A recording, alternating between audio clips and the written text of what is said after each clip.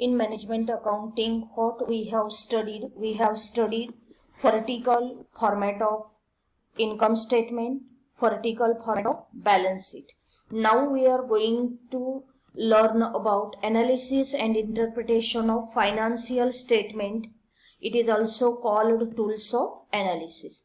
Okay, analysis and interpretation of financial statements.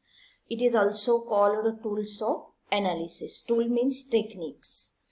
Financial statements are indicators of two significant factors, namely the profitability and financial soundness of a business enterprise.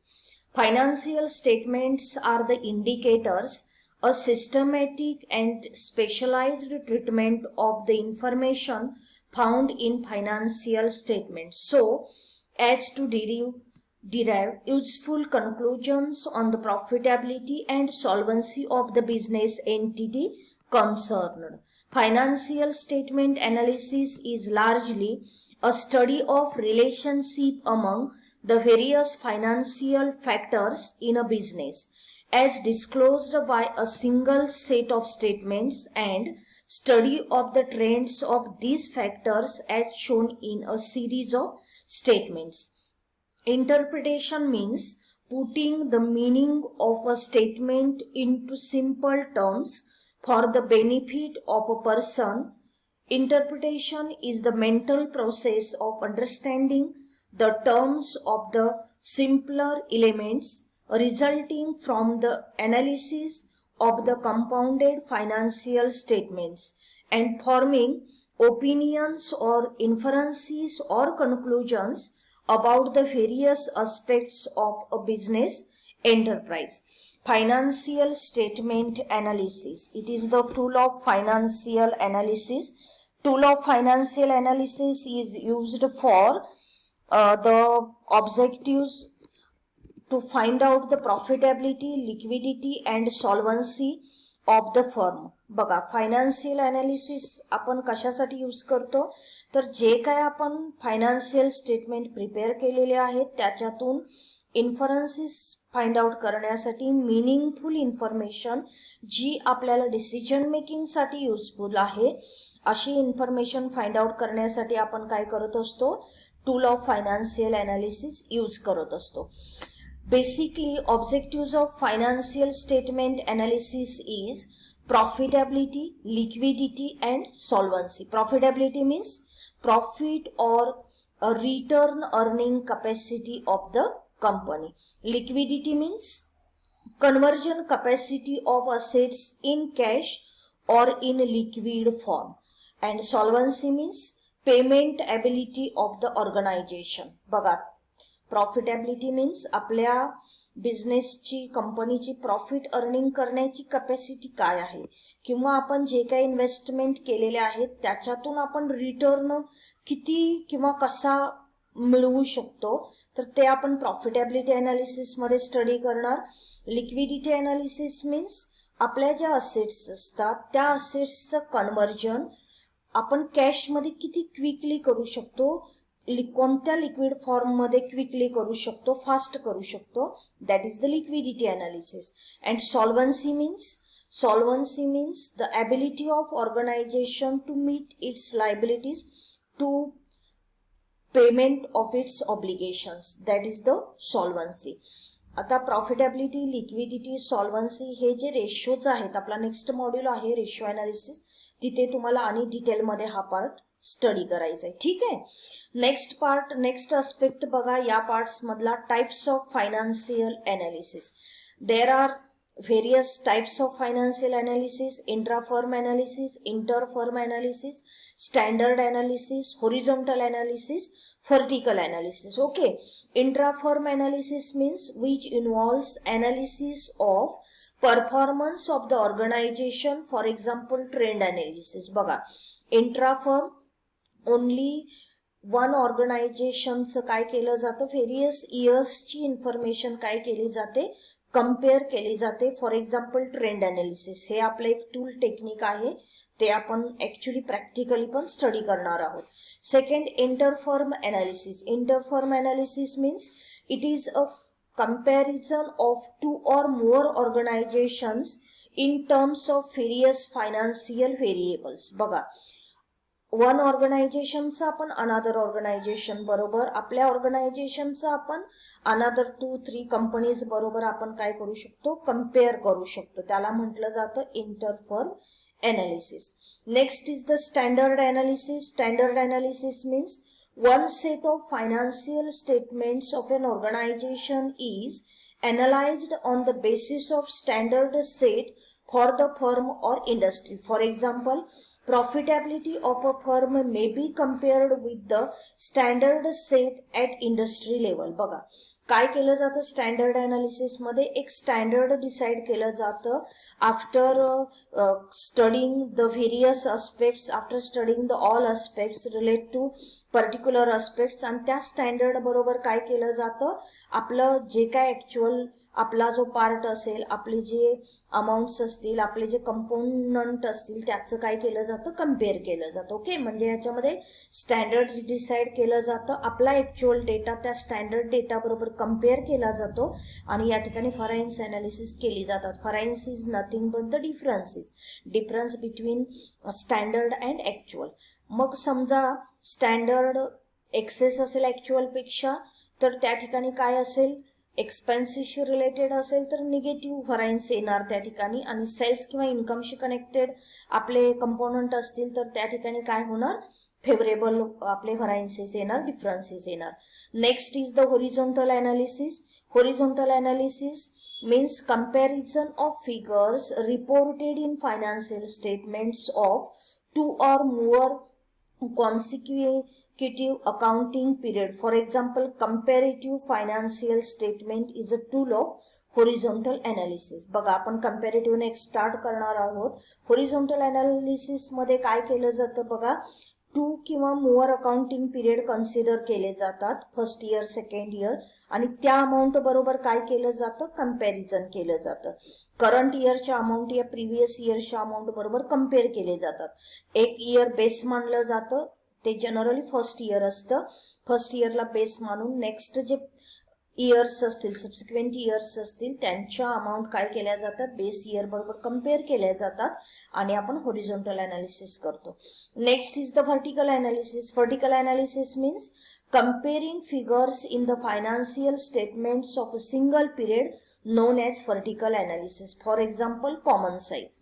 बघा, काय केलं जातं, 1 इयरच्याच amount, एकच financial इयरच्या amount ह्या काय केले जातात, त्याच वर्षाच्या एक बेस मानलेला असतो, त्या अमाऊंट बरोबर कम्पेअर केले जातात. कॉमन साईज मध्ये काय केलं जातं बघा, कॉमन साईज इन्कम स्टेटमेंट मध्ये नेट सेल्सला बेस मानला जातो, 100 कन्सिडर करणार आपण आणि कम्पेअर करणार. आणि बॅलन्स शीट मध्ये काय केलं जातं, total capital employed, that is the total of liability side and asset side, त्याला आपण 100 कन्सिडर करतो आणि remaining each and every item आपण त्या आयटम बरोबर कम्पेअर करतो. That is the vertical analysis.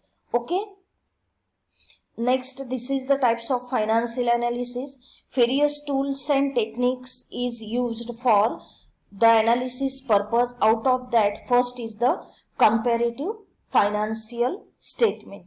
Comparative financial statement means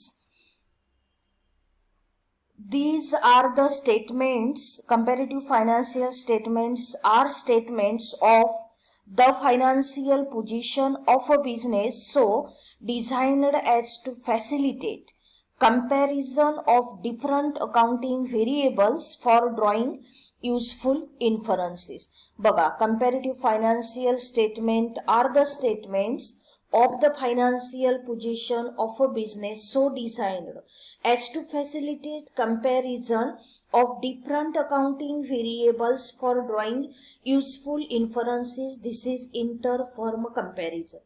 बघा, काय केलं जातं कंपॅरेटिव्ह स्टेटमेंट मध्ये, प्रिव्हियस इयरच्या करंट इयरच्या अमाऊंट या प्रिव्हियस इयर बरोबर कम्पेअर केल्या जातात. Amount of increase decrease decide केलं जात असतं आणि त्याचं आपण काय करणार, ऍक्च्युअल मध्ये, प्रॅक्टिकल मध्ये त्याचं पर्सेंटेज काढणार. बघा, ह्या स्लाइड मध्ये थोडंसं बघा, financial statements when analysis of first year are not much meaningful in order to arrive at reasonable conclusions. Financial statements should be analyzed with reason to earlier year or with reference to other similar company. For such study, following tools techniques are used. First is the comparative statement, common size statement, trend analysis, ratio analysis, cash flow statement, fund flow statement. Okay, आपल्याला या मॉड्यूलमध्ये किंवा या पार्टमध्ये बघा comparative statement study करायचं आहे, common size statement, trend analysis. Ratio analysis is the most powerful tool of technique which is used for financial analysis. This is our second module. Fund flow statement and cash flow statement आपल्याला या ठिकाणी या सेमिस्टरला नाही आहे, पण later on आपण ते study करायचे. ठीक आहे, बघा फर्स्ट कंपॅरेटिव्ह मध्येच आपल्याला समजतं तुलना करायची, कंपॅरिझन करायचंय, बरोबर ना. बघा, it includes comparative income statement and comparative balance sheet. आता एक लक्षात ठेवायचं, in comparative statement, in common size statement, in trend analysis, या 3 एस्पेक्ट्स मध्ये आपल्याला काय करायचं आहे, इन्कम स्टेटमेंट पण स्टडी करायचं आहे अँड बॅलन्स शीट, म्हणजे 2+2+2 6 पार्ट या मॉड्यूलमध्ये आपल्याला कव्हर करायचे आहेत. बघा, the statement given information about the comparative preference of the company over different years. Profitability and financial position can be formed very well by making comparison between 2-year financial statement of some company or by making comparison between 2 different companies, that is interfirm comparison. बघा, एकाच कंपनीच्या 2 वर्षामध्ये आपण comparison करू शकतो किंवा 2 कंपन्यांच्या financial डेटामध्ये आपण काय करू शकतो, कंपॅरिझन आपण आपलं करू शकतो. आता ह्या फॉर्म्युलाच्या अगोदर एक लक्षात ठेवा, proforma of comparative balance sheet कसा असतो. प्रोफॉर्मा अतिशय सिंपल आहे.